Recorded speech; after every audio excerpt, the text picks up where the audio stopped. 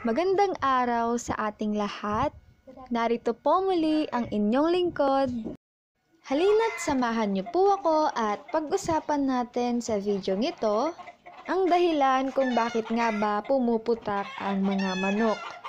Pero bago yon, shoutout nga po pala sa ating mga viewers, sa mga nagla-like at share ng ating mga videos at lalong-lalo na sa ating mga subscribers. Maraming salamat po! Una sa lahat, ang pagputak po ng mga manok ay inborn na po sa kanila. Dahil yun po ang kanilang paraan or way para magkaintindihan sila ang mga kapwa manok nila. Pero ganun pa man po ay may ibig sabihin ang bawat pagputak nila.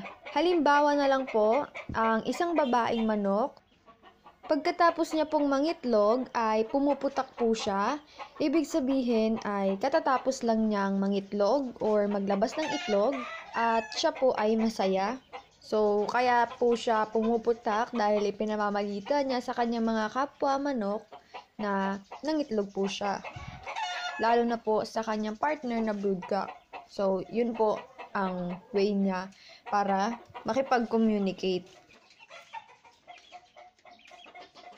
Kung minsan naman po sila ay pumuputak habang ang kanilang mga mata ay kung saan-saan nakatingin. Ibig sabihin naman po ng ganoon ay meron po silang kinatatakutan or bago lang po sa paningin nila yung nakikita nila nung mga oras na yon, kaya po sila pumuputak. Ang pagputak naman po ay simula pa ng pagkasisiw nila ay marunong na ho sila. Babae man or lalaki, ang manok na ito ay parehas lang po silang pumuputak.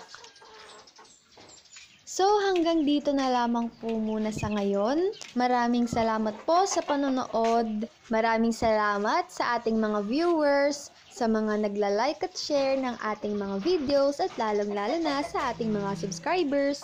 Shoutout po sa inyong lahat. Maraming salamat at God bless!